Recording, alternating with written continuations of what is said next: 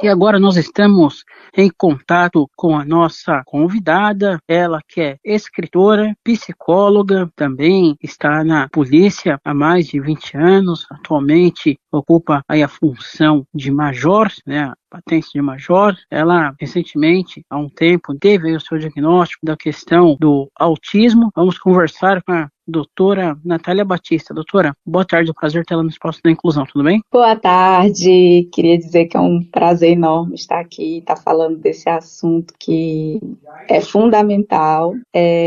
Infelizmente, né, ainda é fundamental falarmos, porque ainda não estamos de fato num mundo e num planeta que é inclusivo, né? Mas enquanto não estivermos, a gente vai falar sobre o assunto. Então, dizer que primeiramente é um prazer enorme e eu estou aqui à disposição, né? O que eu puder ajudar, eu estou aqui. O prazer é nosso. Doutora, o que veio primeiro na carreira da senhora, a psicologia ou a polícia? Primeiro foi a polícia. A psicologia, na verdade, já foi a minha terceira graduação. Eu entrei na polícia com 18 anos, tanto que eu já estou há 20 anos, né? Então, assim, eu fui praticamente... Eu terminei o ensino médio, já estava indo para o terceiro período de contabilidade, quando eu passei no CFO e me mudei, né, da minha cidade, do meu estado, e fui para o Maranhão, para São Luís do Maranhão, para poder fazer aí o curso de formação de oficiais e prosseguir na carreira. Aí no seu estado, no Piauí, não tinha como você ingressar na polícia? Tinha que mudar para outro local? Até tinha, mas na Polícia do Maranhão eu vi uma perspectiva melhor, né? Eu tinha um parente, porque no Piauí também não era em Teresina. Eu também ia ter que me mudar de cidade, seria em outra cidade, lá no litoral, né? E eu tinha um ponto de apoio no São Luís do Maranhão, que era um tio-avô, né? O tio da minha mãe, onde eu podia ficar lá também. E o salário também, o salário do Maranhão era maior, né, do que o do Piauí. Então eu acabei optando por essas questões. E eu lembro que me diziam, né, que eu ia estudar e eu ia ganhar para estudar. Então eu digo que eu fui iludida nesse ponto, né, que eu sempre gostei muito de estudar. E eu pensei assim, quando me deram isso, poxa, eu vou estudar, que é a coisa que eu mais gosto de fazer na vida, e vou ganhar para isso, é um trabalho perfeito. Mas quando eu cheguei lá não era bem assim. E quais são as graduações? Contabilidade, psicologia? Contabilidade eu não cheguei a finalizar, né? Eu fui para fazer o CFO, né? Os que eu finalizei, o curso de Direito, o curso de Segurança Pública, porque o CFO lá no Maranhão, ele é junto, inclusive a gente passa pelo vestibular da UEMA, né? Da Estadual do Maranhão. Então a gente conclui o curso como bacharel em Segurança Pública, então eu sou bacharel em Segurança Pública, depois eu fiz Direito e depois eu fiz Psicologia. Mas entre esses cursos, tem um link entre um e outro? No caso do direito e a segurança pública, sim. Mas e a psicologia? A psicologia, meio que ela entrou na minha vida, eu tinha feito no ano de 2010 o Enem.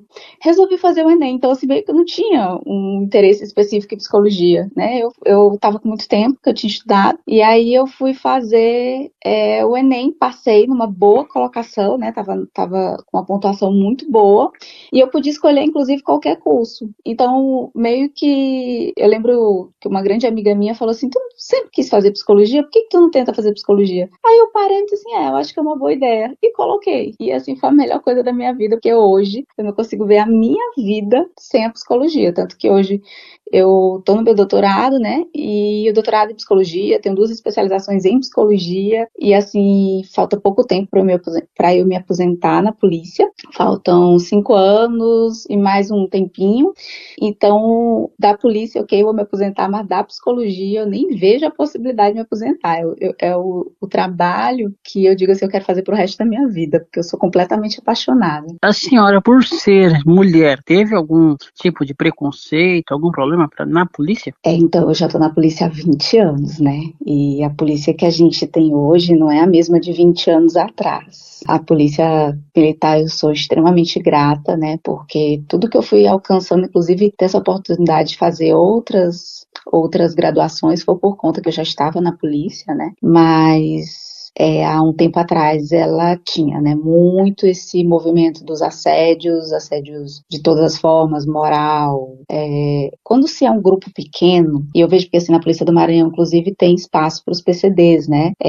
Hoje existe essa cota para PCD nos cursos de formação. Então, o que é que eu percebo? Todo grupo pequeno, ele meio que vira bode expiatório, né? Dentro da psicologia a gente estuda isso. Infelizmente as pessoas ainda são muito narcísicas, ainda tem muito essa questão de se enxergar superior aos outros, né? E aí acaba que os grupos menores, como o grupo de mulheres, LGBTQI+, nessa época, né, de 20 anos atrás, eram grupos que acabavam sofrendo mais nesse tipo de ações. Então, sim, passei.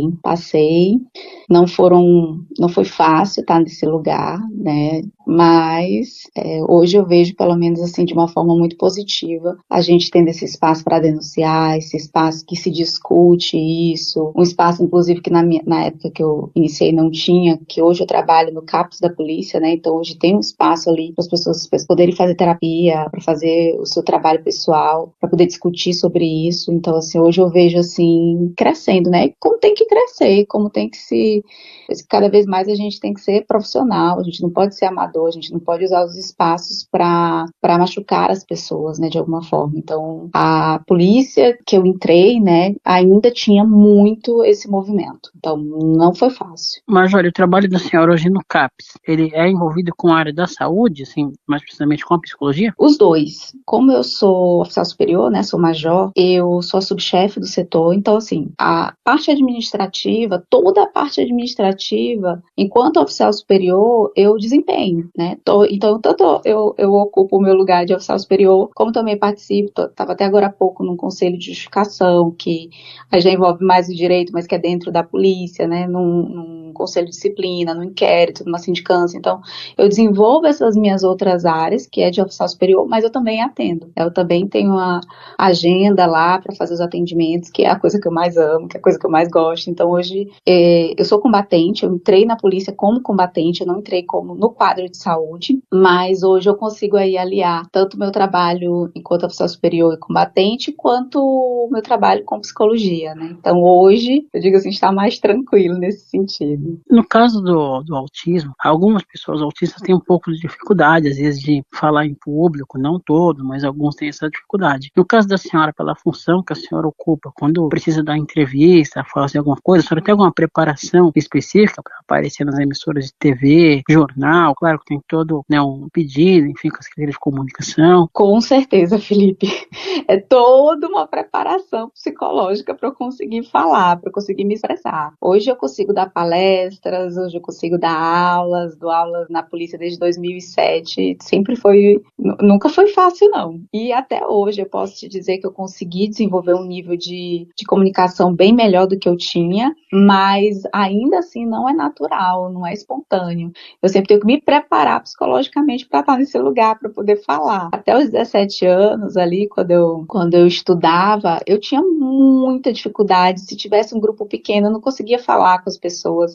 Eu normalmente conseguia falar quando era uma ou duas pessoas. Não conseguia olhar nos olhos. Então, assim, só as pessoas que eu tinha vínculo, né? Então, assim, na sala de aula mesmo, eu sempre tinha muita interação com uma pessoa. Com outras pessoas era bem pontual e normalmente as pessoas sempre me viam muito como tímida, né? Mas era dessa inabilidade, né, social e de comunicação. Então, eu saí, né, de um estado onde eu praticamente não falava muito pouco, só com as pessoas que eu tinha vínculo, para hoje conseguir dar palestra para centenas de pessoas. Então, isso, e eu falo muito isso, inclusive para os pacientes. Gente, eu sou a maior prova no mundo que tudo nessa vida a gente pode treinar. Tudo, tudo. Se eu consigo falar hoje, todo mundo consegue. Então, vamos lá, vamos treinar, vamos tentar se desenvolver, porque é possível. Eu lembro que no CFO ali, quando eu ia fazer as primeiras palestras, eu me tremia toda, eu tinha quase um ataque, uma crise de pânico para conseguir falar. E hoje eu consigo falar de uma maneira muito melhor. Mas toda vez que eu vou falar, eu preciso de uma preparação. Por exemplo, até para uma entrevista. Às vezes eu estou fazendo uma palestra e aí vai ter uma entrevista logo depois. Eu dou uma respirada, visto o meu mask, né? Penso ali um pouquinho antes no que eu vou falar e aí eu consigo. Mas até hoje, eu posso te dizer que não é natural, não é espontâneo. Eu sempre preciso ali de um tempinho para conseguir me organizar. E a questão do autismo, durante a sua infância, você falou na questão da timidez, você já fazia ideia de que você poderia ser autista? Não, Felipe, eu sempre me achei estranha e fui julgada exatamente dessa forma. Natália é estranha, Natália é difícil de lidar, é difícil para comer, né? Muito fresca para comer. Eu sempre tive uma seletividade alimentar terrível. Até hoje, para comer fora de casa, assim, é uma complicação. Mas onde eu vivia, onde eu morava e os meus familiares, acho que nunca nem tinham ouvido a palavra autismo na vida, né? Minha mãe estava falando isso recente, que ela foi ouvir a palavra autismo depois de um diagnóstico de um primo meu, e que não faz tanto tempo assim. Onde foi ela ouvir essa palavra, então assim, as pessoas não sabiam do que se tratava, né? E aí, de uma forma geral, eu sempre era esquisita, estranha, né? A que às vezes era muito teimosa, porque queria as coisas do meu jeito, e muito fresca, né, para comer ou para aquilo que as pessoas fazem de uma forma tão natural. Ah, vai lá brincar com as outras crianças. Eu não queria brincar, eu queria ficar em casa, eu queria ficar lendo os meus livros, eu queria ficar no meu quarto. Então, assim, tinham esses estereótipos que eu acabei tendo, né, e hoje é que eu consigo entender que isso que sempre existiu tem um nome. E depois de quanto tempo a senhora obteve o diagnóstico? Eu obtive o diagnóstico no ano passado, tá com um pouco mais de um ano, que aí o psiquiatra que já me acompanha há um tempo, ele bateu na tecla por diversos sintomas, por perceber que as minhas crises, elas sempre envolviam conteúdos específicos, como mudança no meu ambiente de trabalho, como eu sempre ficava ali com uma ansiedade acima, né, extrapolando aquilo que é normal, aquilo que é esperado dela, sempre diante de crises muito parecidas. Ele percebeu minha hipersensibilidade, inclusive a medicação. Eu acabo tomando uma subdosagem, né? Se for contar a população geral, eu tomo uma subdosagem e reajo muito àquilo ali. E aí ele entendeu, isso aqui é da tua hipersensibilidade, da tua hiperreatividade. E ele que foi montando ali o quebra-cabeça, ele, Natália, você é autista, mas a gente vai fazer esse diagnóstico de uma forma, aproveitando outros profissionais, né? Aí ele me encaminhou para fazer a avaliação neuropsicológica, me encaminhou para outros profissionais, para que fosse, né, possível ser fechado. E foi fechado ali no que era a antiga síndrome de Asperger, né, e que hoje está dentro do espectro autista. Mas entender mesmo tudo isso, todos esses diagnósticos errados aí ao longo de toda a minha vida, foi no ano passado. Então foi um diagnóstico bem tardio, mas que por mais que tenha sido tardio, assim, eu digo que o diagnóstico, ele foi a peça que faltava na minha vida. Eu não tinha... É como se tivesse dado nome, entende? Quando tu consegue olhar pro teu passado e tu vê assim, cara, olha só, o autismo estava ali o tempo inteiro, as crises que eu sempre tive eram sempre pelos mesmos motivos, tinha a ver com essas mudanças. Por exemplo, eu gosto muito da rotina, né? Sou muito apegada à rotina, então se for para mudar a rotina, eu tenho que saber antecipadamente. Quando se muda a rotina de uma forma muito brusca e sem ter esse aviso prévio, normalmente me causava crises e eu não entendia. Então é como se hoje eu conseguisse entender mais do meu funcionamento. Então, assim, o diagnóstico, ele foi fundamental para um processo de autoconhecimento, né? Mas assim, é claro que hoje a senhora ocupa uma função, né, administrativa, uma função do qual a senhora conseguiu se encaixar. Mas, por exemplo, quando a senhora tinha que ir para a rua, fazer alguma operação na rua, que é imprevisível, né? Uma hora você está ali, outra hora você é chamada para fazer algo na rua, combater alguma coisa, como que era isso? Muito difícil, muito difícil. Eu costumava nem conseguir dormir antes de tirar um serviço, né? Eu tirava o serviço de 24 horas, por exemplo, no 11º Batalhão, que eu trabalhei em Timon, eu trabalhei na cidade de Codós, que eu trabalhei por volta de uns 5 anos nas cidades do interior, né, como combatente. Aí depois que eu fui para São Luís, para capital, então assim, sempre era muito difícil. Não era uma coisa natural, mas eu ficava, e eu fico até hoje, né, pensando nos possíveis cenários, pensando em como me preparar caso isso aconteça, caso aquilo aconteça. Então, assim, eu terminava os serviços, às vezes eu também não conseguia dormir, de tão ansiosa que eu ficava, tão pilhada que eu ficava, mas eu sempre colocava, assim, na minha cabeça que eu queria terminar. Eu acho que eu sempre fui muito teimosa, eu agradeço muito essa teimosia. Até o próprio CFO. O CFO foi extremamente difícil para mim, acho que foi um dos piores períodos que eu passei na minha vida, né? Eu vivia desmaiando, vivia tendo crises, passava muito mal, e inclusive em serviços como esse, eu chegava a passar mal, mas eu conseguia segurar. Eu acho que eu sempre tive um MESC, isso é muito comum, né, nas mulheres autistas. Hoje, estudando mais, eu consigo entender isso. Então, assim, eu me ligava tão fortemente ao meu MESC que eu normalmente conseguia finalizar. Tudo que eu inicio, eu consigo finalizar. Às vezes é um custo muito alto, às vezes é o custo da minha saúde física e emocional, mas eu conseguia finalizar. Então, assim, dizer que é fácil, dizer que eu domino isso, não foi fácil, não me sinto dominar, eu só me senti assim. Eu comecei esse serviço e eu quero terminar, né? Eu quero chegar até o fim dele e fazer tudo o que eu preciso fazer. Então, eu acho que eu me fechava muito nisso. Eu preciso terminar, né? E preciso terminar da melhor maneira possível. Mas eu não terminava bem e nem começava bem, não. A senhora, em algum momento da carreira, teve um problema? Alguns autistas falam que nós somos muito literal, né? Muito literais. A senhora teve esse problema também em algum momento? Aí, inclusive, faz parte do problema da comunicação, né? Das questões da comunicação, que no autismo faz parte, né? Preponderante, inclusive. Tive e tenho, até hoje. Eu só entendo as piadas que eu já sei, que eu já conheço, que já me explicaram o que era. Mas, assim, se for uma piada nova, só que o bom do MESC, o bom que eu posso chamar de bom, né? De alguma forma. Mas é porque a gente acaba aprendendo a lidar com isso, né? Meio eu dou um sorriso, assim, como se eu tivesse entendido. E a maioria das vezes eu não entendo, a maioria das vezes eu vou entender um tempo depois. E como eu nunca tenho um vínculo com muitas pessoas, eu sempre tenho um vínculo com poucas pessoas, então acaba que eu não me coloco muito em espaços onde as pessoas brincam tanto, né? Ou fazem essas ironias, porque por isso que, assim, de uma forma geral, eu acabo sendo vista como muito séria, muito tímida, pela própria polícia, né? Eu acabo que eu não converso tanto com muitas pessoas, eu fico muito ali, né, no meu espaço, no espaço que eu tenho que desenvolver o meu trabalho, então eu tento não me colocar muito nesses lugares onde eu vou ter dificuldade de entender, vou ficar me sentindo deslocada de alguma forma, eu tento não me colocar muito. Eu faço a socialização, né, me preparo para ela, consigo hoje desenvolvê-la, posso dizer até bem, mas eu meio que ainda fujo desses espaços aí, porque acaba que eu não me sinto bem, às vezes eu vejo que as pessoas não se sentiram bem porque eu não entendi, e hoje eu consigo, assim, pelo menos vestir um mask, né, e aí a pessoa às vezes achar que eu entendi a piada e eu fico ali, né, é mais ou menos assim que funciona.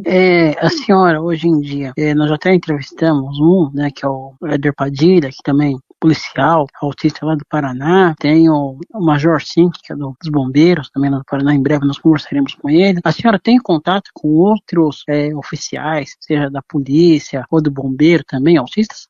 Da polícia, nem tanto, né? Mas eu tô num grupo de forças de segurança de autistas do Brasil, e tem inclusive uma Jacim que tá lá, a Ellen, que é do Pará, então assim, tem bombeiros, tem alguns que são policiais, a maioria dos que estão lá são bombeiros, então a gente tem feito ali umas discussões bem interessantes, bem legais de como é que é em cada estado, como é que às vezes a junta médica lida com autismo em seus lugares, né, nos seus estados, então assim, a gente tem ampliado a nossa visão em relação a isso, mas não tenho muitos contatos com autistas nessa profissão, não. Acaba que eu acredito que, inclusive na minha instituição, tem pessoas que eu desconfio muito, né, quando eu tenho um certo vínculo, eu consigo dizer, ei, procura fazer uma avaliação psiquiátrica, neurológica, com neuropsicólogo também, verifico, meio que eu tento dar ali umas dicas, pessoas que eu desconfio, que são também, que passaram por problemas muito grandes ali na instituição, por essas questões que é próprias do autismo, como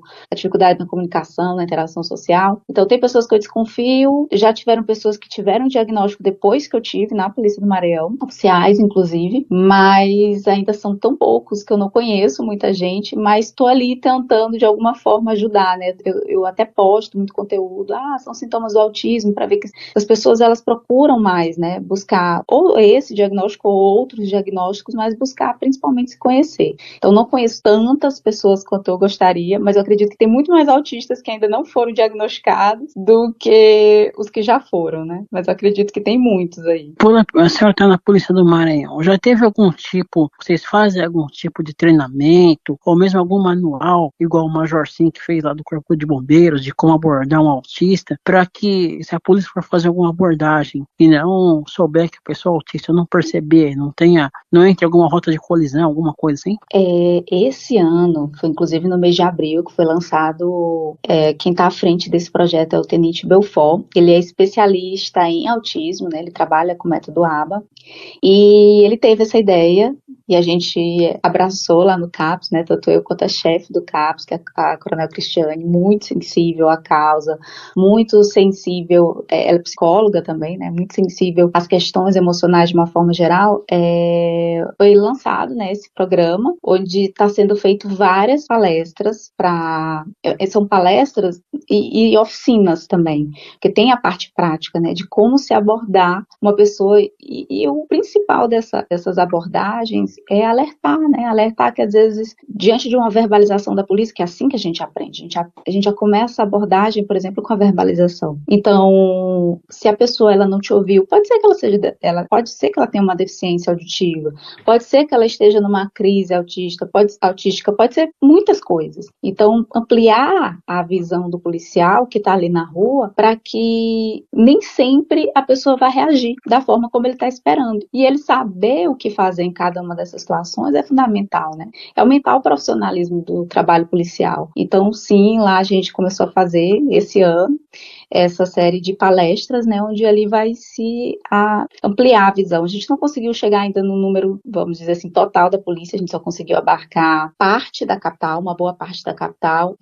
A ideia é levar isso também para os interiores do Maranhão, mas é nítido a diferença, assim, o quanto que as pessoas elas não sabiam, né? Às vezes vê, por exemplo, uma crise autística do tipo onde a pessoa fica mais agressiva, né? E entender, porque tem elementos ali que vão sugerir que a pessoa ela está numa crise. Então, ajudar as pessoas a enxergarem isso tem sido feito, né? No nosso papel de formiguinha, mas tem sido assim aberto, né? Ampliada essa visão dos policiais para lidar com essa temática que é difícil, e às vezes a gente entender que se você for tocar ali no autista naquele momento, vai ser às vezes a pior coisa que você pode fazer, né? Você pode piorar aquela situação ou até machucar o autista, machucar outras pessoas se você intervir de uma maneira que não seja a melhor. Então, sim, a gente tem feito, né? É recente, mas tem aí trabalhado nesse profissionalismo, né?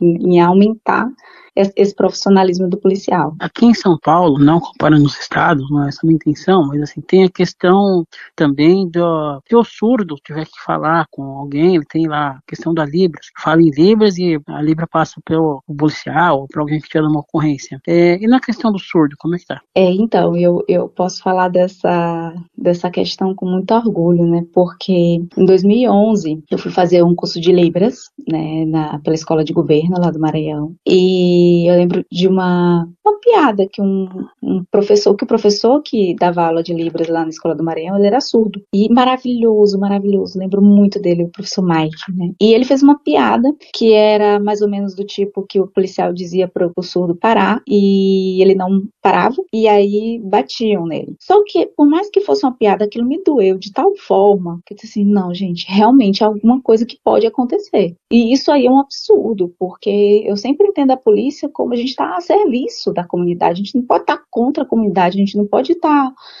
contra ou fazendo coisas ali absurdas. Infelizmente, a gente sabe que acontece ainda muito, né? E que bom que cada vez mais as pessoas têm denunciado, sou muito a favor disso, porque tem pessoas que de fato não deviam estar nas instituições policiais, né? E aqueles que ainda não ampliaram a sua visão têm que melhorar, né? Tem várias alternativas para melhorar. Então eu fiz um projeto nesse ano, 2011, que infelizmente eu esbarrei em muitos preconceitos, né? Em muitos capacitistas, mas eu não desisto dos meus projetos. Então foi um projeto onde primeiramente deveria se formar, né? Uma turma de policiais, ali por volta de 30 policiais na Escola de Governo, com o estudo da língua brasileira de sinais até o avançado, deveria se estudar ali até o avançado, para que estivesse bem preparado em relação a Libras, e depois a gente, com esses profissionais, ir para os cursos de formação, o curso de formação de soldado e o curso de formação de oficiais. E aí a gente conseguiu, enfim,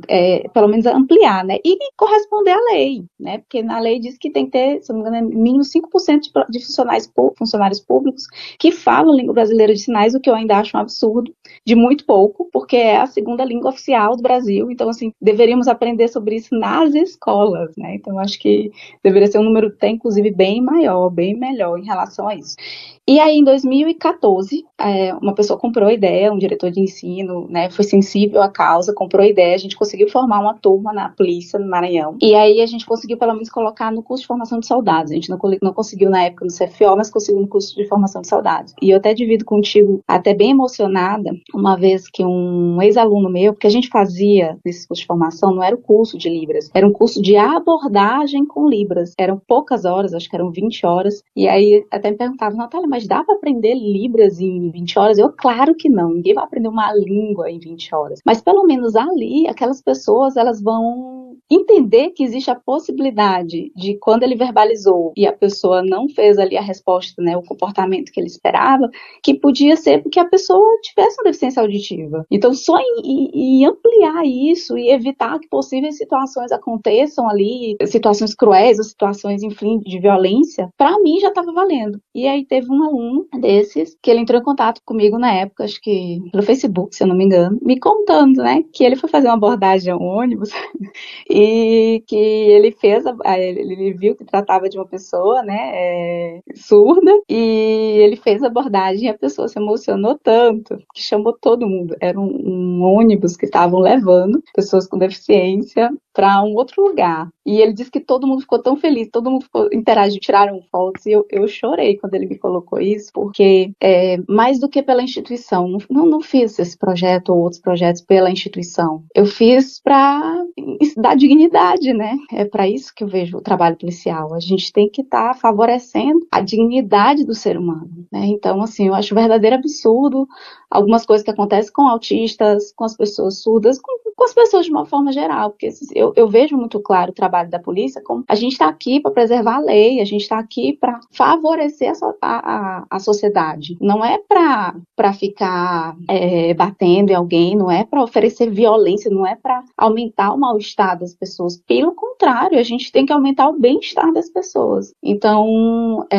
eu disse assim, eu faço aquilo ali, eu pego esses projetos, eu visto esses projetos pensando nas pessoas, especialmente nesse caso, na pessoa com deficiência. Porque como é que pode, né? A gente ter uma instituição dessa que é para preservar e às vezes acontecer coisas terríveis com essa pessoa simplesmente porque ela é uma pessoa com deficiência. Então, não pode, isso é um absurdo. Então, assim, eu faço isso entendendo que o nosso trabalho ele é muito maior, né? Que o nosso trabalho ele tá aqui para somar e nunca para diminuir. Legal, parabéns. E no caso da seletividade alimentar que a senhora tinha, né? Geralmente tá ali no quartel sem comer ali. Tá ali, como que a senhora trabalhava com essa questão? Então, eu digo que eu sou acaba que eu tenho uma seletividade alimentar muito grande, mas se tiver um arroz branco com ovo, pra mim tá valendo. E meio que na minha família, onde as pessoas, por exemplo, eu não como carne cozida, né? De jeito nenhum, não consigo comer carne cozida. Hoje eu não consigo comer frango, é muito grande. Eu não como nada com viscosidade, com aquela textura viscosa, eu não consigo, definitivamente. E às vezes, quando eu acabo esbarrando sem querer, eu acabo tendo episódios de náusea, de vômito muito grande, né? Então, assim, é muito ruim mesmo. Mas nesses lugares, às vezes eu pedia para fazer um ovo, comia com arroz e tava bem, entendeu? Normalmente eu me viro assim, comendo o mínimo possível, só para conseguir ali finalizar o serviço e depois eu vou para casa e eu como direito. Mais ou menos assim que acaba funcionando. Comer ali somente o necessário. Somente o necessário para me manter de pé e não passar mal, e depois eu vou para casa. E um outro dom que a senhora tem também, né, além área da psicologia, essa questão de ter sido bem-sucedida na polícia, a senhora também escreve livros, né? Como que chegou o tempo também de, além de todas essas atividades, escrever livros? E eu, às vezes, eu trabalho 18 horas num dia. Assim, o meu maior hiperfoco é a literatura, né? Desde os 10 anos. Desde os 10 eu li, assim, absurdamente. Eu acho que se deixasse, eu nem interagia mais com ninguém, ficava só lendo livros ali e pronto, né? Principalmente romances, né? Os romances. E hoje eu entendo e hoje eu consigo lidar melhor, principalmente depois do diagnóstico. Como é que eu escrevo? Quando é que eu escrevo? Normalmente só quando eu consigo tirar férias de tudo. Consigo tirar férias da polícia, consigo tirar férias do consultório. Aí eu consigo escrever. Tanto que eu passo anos sem escrever, porque às vezes eu tô de férias, como agora eu tô de férias da polícia, mas não tô de férias da psicologia, então eu não escrevo. Porque se eu começar, Felipe, inclusive livros de romance, tá com uns 2 anos que eu não abro um livro de romance para ler, eu abro muitos livros técnicos, né, que aí não entra tanto no hiperfoco. Por quê? Porque se eu começar a ler, ou se eu começar a escrever, assim, eu não vou conseguir trabalhar. Então, assim, realmente chega a me atrapalhar. Eu esqueço de comer, eu esqueço de dormir. Eu começo a escrever um livro, eu escrevo um livro de 200, quase 300 páginas em 15 dias. Assim, e aí quando eu vou ver, deu 4 da manhã. Quando eu vou ver, deu 4 da manhã. E eu não comi, eu não fiz nada, entendeu? Eu não dormi. Então, assim, o hiperfoco, por isso que ele é sintoma, né? Algumas pessoas veem como se fosse uma coisa muito boa, mas nem sempre é, porque realmente eu perco ali o prumo. Eu lembro até uma vez que minha filha era pequena, tem uma filha, e eu tava lendo, tava acho que de férias, eu tava lendo uns romances e tava emendando um monte um no outro. Aí eu sei que teve um momento que eu achava que era de manhã e já era de noite, e minha filha virou assim: mamãe, eu tô com fome. Meu Deus do céu, eu tenho que fazer comida da menina. Aí fechei o livro, fui lá fazer a comida e fui comer também, que eu tinha esquecido. Então, assim, em relação à literatura, eu gosto tanto, eu amo tanto que eu preciso estar de férias de tudo para conseguir ali me dedicar ao meu hiperfoco, me dedicar àquilo que eu gosto, né, de escrever. Então, assim, não escrevo sempre, eu só escrevo realmente em momentos, às vezes a cada 2 anos. Eu tô lançando agora o 3º livro, mas esse 3º livro eu escrevi, eu acredito que em 2021 eu já tinha finalizado ele, 2020 eu tinha finalizado ele. Aí agora que eu tô fazendo o lançamento, né? E o 4º livro foi nas férias de 2022 que eu comecei ali a escrever, já tá bem adiantado, mas como eu só consigo tirar hoje talvez uma semana para escrever, eu fico escrevendo ali bem de pouquinho, né? Aí eu consigo finalizar um livro e lanço ele. É mais ou menos assim. É caótico, mas eu te digo que é outra profissão que, se eu pudesse, eu me dedicaria muito, assim, porque eu amo escrever, eu amo estudar aquilo que eu tô escrevendo, mesmo que eu tô ali falando de uma época diferente, aquilo ali tudo, todos os detalhes foram muito bem estudados. Então, eu gosto muito dessa profissão de escritora, mas infelizmente eu não tenho tanto tempo assim para me dedicar para ela. A senhora falou da questão da sua filha, e hoje, como que ela trabalha com você essa questão do seu autismo, as adaptações familiares? Então, eu até quero levá-la para fazer uma avaliação neuropsicológica, porque assim, ela tem muita seletividade alimentar, eu vejo muito de mim nela, e é um acolhimento mútuo, né? A minha filha, ela tá numa escola onde se fala muito dessa questão da inclusão, que se pratica de fato a inclusão. Então, com ela sempre foi muito tranquilo. Quando eu cheguei com o diagnóstico de autismo, assim, ela deu um abraço e viu só coisas boas, e hoje eu até pretendo investigar, né, em relação a ela também, para saber ali, traços ela tem, né? Mas para saber se é o suficiente para fechar um diagnóstico ou não, porque eu vejo muito de mim nela, né? Inclusive hoje eu vejo que muitas pessoas, muitos adultos, chegam ao diagnóstico normalmente de autismo depois que viram que os filhos foram diagnosticados, aí que entendem que eles também são, né? E aí vão procurar o diagnóstico e realmente eram ali autistas, são autistas. Realmente isso é bastante comum. Eu já entrevistei vários casos de pessoas, né, que se enquadram nessa questão. O filho teve o diagnóstico, aí foi investigar e teve também, não usar o termo descoberto, né, teve o diagnóstico. E assim, essa questão dos livros, quais são os seus livros, né, e contando com isso que você vai lançar agora? O primeiro livro se chama Desencontros e Desencantos, né, se passa ali no início do século XIX, na Inglaterra, é meio que uma homenagem a Jane Austen e vários outros autores que eu sou fã. O segundo livro se chama Simplesmente Alice, já é um livro contemporâneo, onde eu envolvo a psicologia, né, os personagens. A ideia é de uma série, então é o primeiro livro da série que chama Nas Profundezas da Loucura, e onde eu vou trazer um personagem principal, né, um protagonista em cada livro diferente e com um diagnóstico diferente. E aí esse primeiro livro é a Alice Branco, que tem um diagnóstico ali de psicose breve, né, e algo aconteceu na vida dela, que eu não vou falar, né, não vou dar os spoilers, mas ali a ideia é principalmente valorizar os comportamentos, o ser humano, e nunca o diagnóstico. Ver, enxergar a pessoa apesar do diagnóstico, né, mais ou menos essa proposta. E o que eu estou lançando agora, que vai ser lançado dia 2 de agosto, é o Caminhos de Pedra. Também se trata de um romance de época, só que esse já se passa no início do século XX, e é de uma imigrante italiana para o Brasil, né? E foi muito legal, muito gostoso estudar o Brasil também nessa época, né? Eu já queria trazer aqui, explorar mais a história do Brasil também. E aí tá. E o quarto, que é o que eu tô escrevendo agora, vai ser uma fantasia. E o pior é que são livros completamente diferentes um do outro, com narradores diferentes. Por exemplo, o primeiro é um narrador na terceira pessoa, o segundo é um narrador na primeira pessoa, mas que pra mim isso gera uma completude, entende? Gera assim até uma compensação da vida. Eu digo que às vezes eu sou tão. E o autista às vezes é muito visto como frio, né? Como pessoas que não se envolvem tanto, que não tem tanta sensibilidade. Infelizmente, às vezes a gente é muito visto dessa forma. E nos livros é onde eu consigo jogar ali toda a minha sensibilidade, jogar todo o meu emocional, né? Todas as vezes esse vulcão e erupção de emoções que a gente tem, mas às vezes a gente não consegue demonstrar, e eu consigo jogar aquilo ali para os livros, para as histórias. Então, assim, para mim é uma completude da vida. Aliás, esse livro da Caminhos de Pedra, né, completou agora eu não lembro quantos anos, da imigração italiana recentemente, inclusive, né, então meio que tem tudo a ver com o tema. Com certeza. E se passa a história da Pietra, né, e o nome Caminhos de Pedra não foi à toa, a personagem principal se chama Pietra, ela vai pro litoral de São Paulo, né, ela vai ali pra Santos. Então foi foi muito legal, porque assim, eu vou estudando realmente tudo que eu posso ali, né, da época e até da geografia, né, de ver como é que era, ver as fotos antigas, ver como é que eram os mercados antigos. E eu tento até, inclusive, nesse livro, fazer meio que uma subversão dos romances, porque até então os outros romances, eles traziam muito isso do clássico e tudo. E também é Caminhos de Pedra, porque foi uma imigração que não foi, né, tão legal como se vendia, né, lá para os italianos. Foi algo ali muito, muito parecido, inclusive, com a escravidão, né,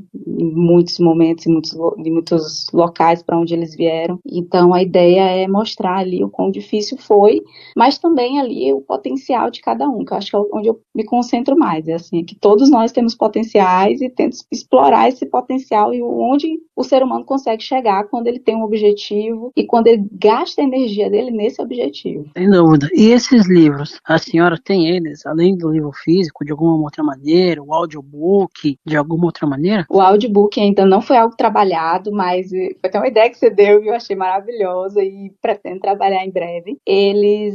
Você encontra hoje a editora que está relançando os 2 primeiros e pelo qual também estou fazendo o lançamento do 3º livro, é a Flive, né? Então encontra também na internet. Basta lá buscar livro Desencontros, Desencantos, Simplesmente Alice, Caminhos de Pedra, já está à venda também. Natália Batista, que você encontra lá no site da Flive para comprar. Ou mesmo PDF, né? O PDF com senha também, libera a pessoa também dá. Sim, também tem. Word, enfim. Isso, eles também liberam lá também. A Amazon. Aqui, isso também. Da Amazon eu vou checar, inclusive, para a gente poder, porque como ainda vai ser lançado, né? Mas já tá, eu sei que no site da editora já está à venda. E aí ampliar aí para esses outros canais de venda também. Além desse tipo de livro, nos romances, os livros técnicos, você já pensou em fazer? Aproveitando todo o seu conhecimento? Eu já até fui convidada, né? Eu tô em um capítulo agora de um livro que está sendo organizado pelo Augusto Cury, que vai ser lançado em Fortaleza, é um evento que eu vou participar, que é sobre autismo, né? Autismo, Acolhendo Mentes Complexas, e eu participo de um capítulo desse livro, né, onde a gente está ali falando do autismo, vários profissionais diferentes falando sobre autismo, mas eu confesso que queria trabalhar mais nessa parte, mas como eu disse, eu tenho que estar de férias de tudo para conseguir escrever, para conseguir me dedicar ali ao estudo daquilo que eu estou escrevendo. E atualmente, né, da quantidade de horas que eu trabalho por dia, acaba que não me deixa investir tanto nesse papel aí de escritora, mas pretendo sim também, mas eu te digo que de coração, o que eu amo escrever são os romances. Assim como, por exemplo, na OAB, que tem a comissão das pessoas com deficiência, dentro da Polícia Militar, tem algum quadro assim também que envolve pessoas com ou pais de deficientes, algo do gênero? Não, um setor que trabalha a qualidade de vida, que trabalha essa inclusão, não, setor específico não. Existe hoje no concurso da polícia sempre espaço, né, e a cota do PCD, sempre existe, mas ainda não tem assim um órgão, um lugar, um setor específico que cuide de fato de como é que vai ser essa inclusão, de tentar facilitar esse espaço, ver o melhor lugar onde eles podem ser explorados no potencial deles, e assim, infelizmente eu desconheço, né, não vou nem falar que não tem, mas assim, dentro da polícia eu desconheço, né, esse setor. Já tivemos até um caso, por exemplo, a gente viu uma vez, de uma moça que ela chama Tércia Figueiredo, que ela é tenente, ela ficou deficiente, aí acabou indo pro paradesporto militar, prática de esporte, esse tipo de coisa. A senhora já pensou também em tentar ir para essas potencialidades da área esportiva, também explorar um pouco essa questão esportiva, até explorando essa questão da preparação física da polícia? É algo que eu realmente, como eu não entendo, eu não conheço, e é algo que eu nunca estudei. Eu te digo que foi algo que eu nunca pensei exatamente por desconhecer. Eu sou bem ignorante nessa área, bem mesmo, assim, dos esportes de uma forma geral. Atividade física é algo que eu faço constantemente, até porque lá na polícia a gente tem um TAF, né, que é um teste de aptidão física, então a gente tem que estar o tempo inteiro preparado para esse TAF, tem que ser feito 2 vezes por ano, mas eu não sou tanto do esporte, né? Eu faço pela disciplina normalmente, né? Que isso, eu acho que até pela questão do autismo, eu sou muito disciplinada. Mas em relação aos esportes, eu sou bem ignorante, viu? Confesso pra ti que não é muito o espaço que eu sei que eu consigo me explorar ali. E a questão, geralmente, lugares da polícia tem a banda. Claro que nem todas as pessoas na polícia fazem parte da banda. Mas no seu caso, a senhora teve alguma vivência? Lá na polícia tem a banda, né? Tem a banda de música. Não tenho muita vivência, não tenho muito. Eu amo as artes de uma forma geral, né? E a música, ela está ali nelas. Então eu sou aquela pessoa que. E eu confesso que às vezes quando eu estava em forma, e até ali para me segurar, para eu não desmaiar, eu ficava ali prestando atenção na música, na batida da música. Então, assim, confesso que muitas vezes me mantive de pé ali até por aquela arte que eu conseguia ver ali, né, da banda de música. Mas também é uma área que eu não conheço muito, que eu acabo não podendo falar, porque eu também desconheço. Ó, esportes, artes, eu sou uma grande apreciadora, mas a arte mesmo que eu acabo me dedicando é a literatura, né? Essas outras eu só admiro, eu só aprecio. Como que foi para a senhora, sendo autista, ter que comandar, né, várias pessoas, ali, passar uma mensagem e ser entendida, falar de alguma maneira que todo mundo conseguisse entender? Com muita preparação. Com muita preparação antes. Então, assim, se eu tivesse que receber, né, a tropa, nessas unidades por onde eu passei, como, por exemplo, no 11º e na antiga 9ª Companhia, né, independente da Polícia Militar lá do Maranhão, onde eu tinha que receber, distribuir as equipes e tudo, acaba que, assim, as primeiras vezes são muito difíceis, mas depois ali, pelo dia a dia, você acaba ficando tudo tranquilo, acaba se dominando, né, de como fazer, o que fazer. Tudo para mim é sempre muito difícil é o início. Aí ali eu preparo meu MESC e eu às vezes eu vou para frente do espelho para saber o que falar, para verificar as minhas expressões de como falar da melhor maneira possível. E aí a gente passa por estágios também, né? Então a gente vê outras pessoas comandando e vai aprendendo ali e passando adiante. Então assim, fácil e espontâneo, sempre te digo, não é para mim. Mas eu consigo vestir meu MESC, eu consigo ter minha voz de comando, eu consigo expressar o que eu preciso expressar, comunicar o que eu preciso comunicar e finalizar ali o serviço. Mas não é nem espontâneo, nem natural, nem no início, e eu sempre saio de serviços muito pilhada, às vezes sem nem conseguir dormir. Você imagina que deve ter um tempo de reabilitação, né, assim, bastante grande para a senhora conseguir voltar de novo ao normal. As tropas, no caso que a senhora comandou, a senhora comandou mais a questão da polícia feminina ou eram tropas mistas? Mistas e o feminino, olha, quando eu fui para a 9ª Companhia Independente, nem tinham mulheres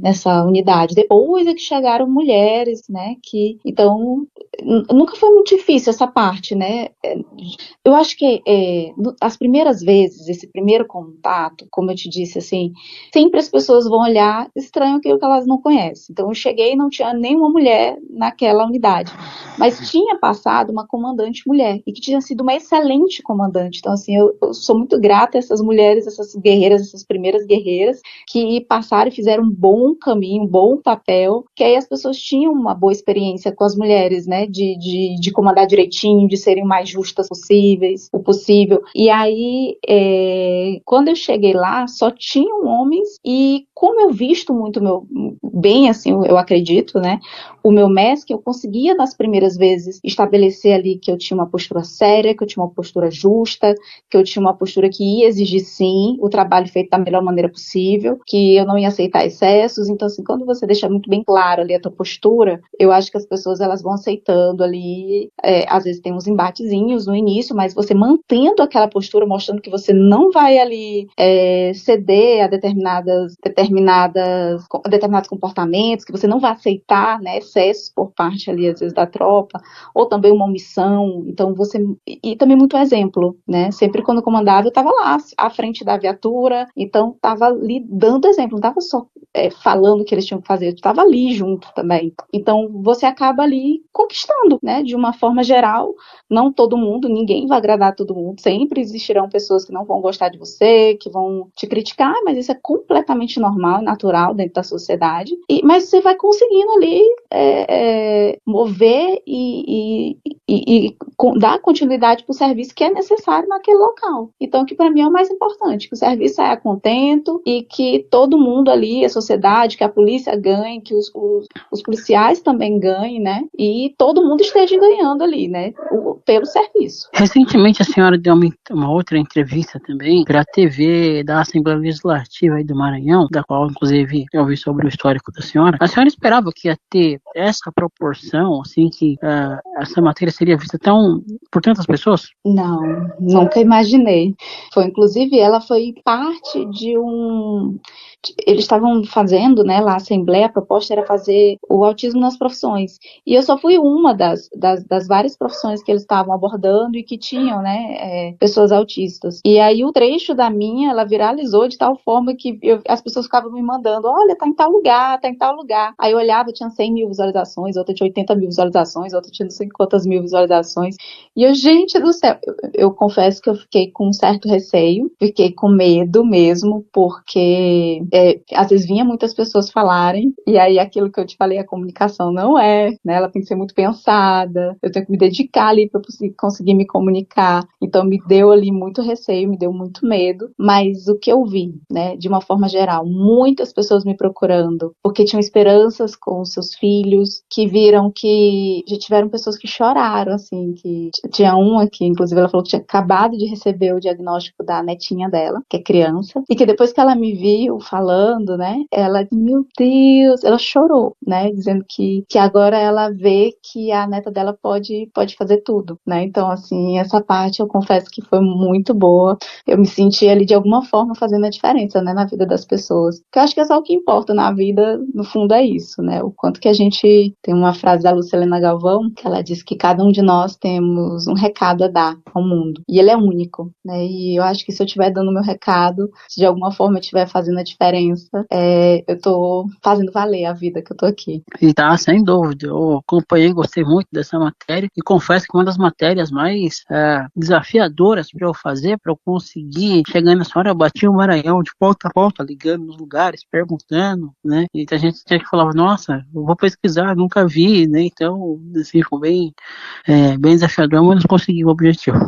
Eu agradeço a você não ter desistido, porque eu acabo me preservando muito. Meu número de telefone não se encontra no Google, mesmo como psicóloga, né? Eu não faço propagandas, eu acabo me preservando muito. E aí, às vezes, a ponto de ter essa dificuldade, de fato, de me acessar, né? Mas olha, eu acho que está sendo tão legal, está sendo tão diferente isso aqui, trabalhando o tema da inclusão, que é um tema que eu sou apaixonada a minha vida toda, mesmo antes de saber que eu era autista. Eu acho que valeu muito a pena, então eu queria te agradecer de coração por não ter desistido e por hoje estar aqui, a gente conseguindo ter essa conversa, né, nesse tema que para mim ele é fundamental. Um outro tema, assim, que sempre é muito discutido é a questão, antigamente tinha muito isso, de ensinar, eu estudei numa escola, né, que é escola religiosa, os hinos nas escolas, né, hino nacional, hino da bandeira, e hoje a gente vê que já não tem mais muito isso. Como que a senhora vê a questão do ensino, principalmente nessas questões? Essa questão do hino, eu acho que é importante. Eu acho que é importante. Não que seja feito de maneira massiva, que as crianças fiquem sendo obrigadas a fazer todos os dias, mas eu digo importante no sentido de conhecer os nossos símbolos, né? Até por trabalhar com Jung também, eu vejo a importância dos símbolos na vida da gente e o quão necessário é a gente saber dessa nossa história do Brasil, a gente valorizar. O hino é um símbolo, a bandeira é um símbolo, e a gente tem tanta riqueza, tanta história, a gente podia se aprofundar mais no Brasil, né? Então eu vejo nesse sentido, né? Não que seja uma coisa que fique, que acabe ficando enfadonha, que vai acabar afastando as crianças e os adolescentes do conteúdo, mas que fosse algo que aproximasse mais dessas raízes, dessa história. A gente acaba que compra tanto esse conteúdo externo, né, de outros países, que às vezes a gente vai perdendo.